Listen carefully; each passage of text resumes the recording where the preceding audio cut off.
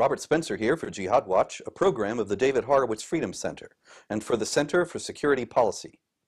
Facebook now takes down around 288,000 posts every month that it deems to be hate speech, yet no one knows exactly what they consider to be hate speech. Susan Benesch, director of the Dangerous Speech Project, commented, "Facebook is regulating more human speech than any government does now or ever has.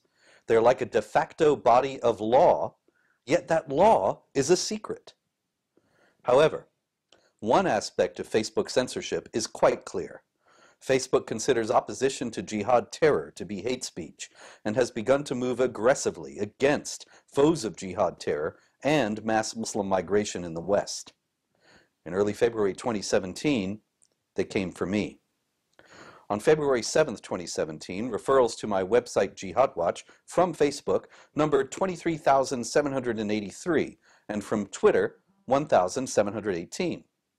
These numbers were generally representative. Referrals from Facebook for several years up to that point had averaged between 15,000 and 20,000 a day and 1,500 to 2,000 a day from Twitter. But on February 10th, 2017, those numbers dropped suddenly and precipitously, with only 2,923 referrals from Facebook and 295 from Twitter. That's around where they've held since then. Now, did thousands of people who used to click through to Jihad Watch articles from Facebook and Twitter suddenly lose interest on February 10th, 2017? Of course not. What really happened on that day was that Facebook and Twitter began to censor Jihad Watch as hate speech. Why did they do this?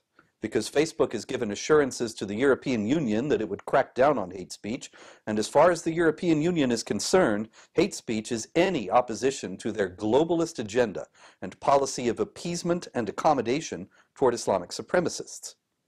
Of course, it's absurd that reporting on jihad activity and Sharia oppression constitutes hate speech, but that is the long-standing claim of the Organization of Islamic Cooperation and Muslim groups in the West. And it has been uncritically adopted by the left, with which Facebook and Twitter are so firmly aligned.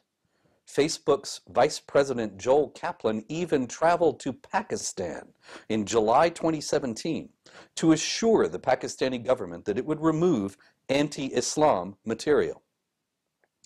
This is at heart a Sharia endeavor, an Islamic supremacist attempt to compel the West to adopt Sharia blasphemy laws forbidding criticism of Islam. And it's working well.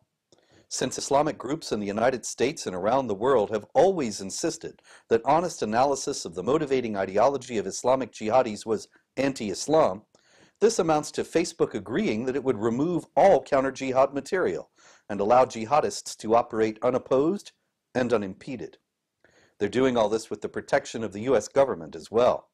In July 2016, the American Freedom Law Center, acting on behalf of Pamela Geller and others, including me, filed a federal lawsuit in the U.S. District Court for the District of Columbia challenging Section 230 of the Communications Decency Act under the First Amendment.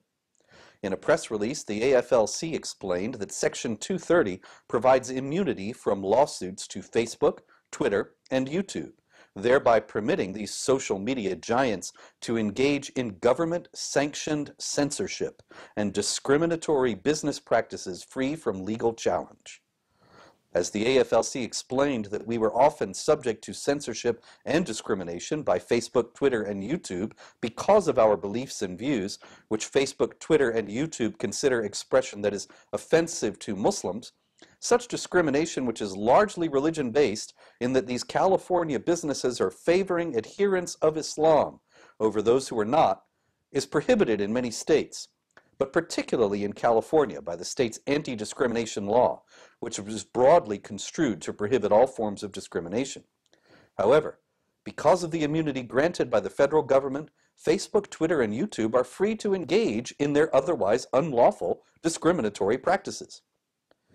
Meanwhile, Facebook's Sharia compliance only underscores the necessity to boycott and disempower the social media platform and others, such as Twitter, that are kowtowing to leftists and Islamic supremacists and banning foes of jihad terror. If Facebook and Twitter shut out the truth, then we have to shut out Facebook and Twitter. I'm Robert Spencer.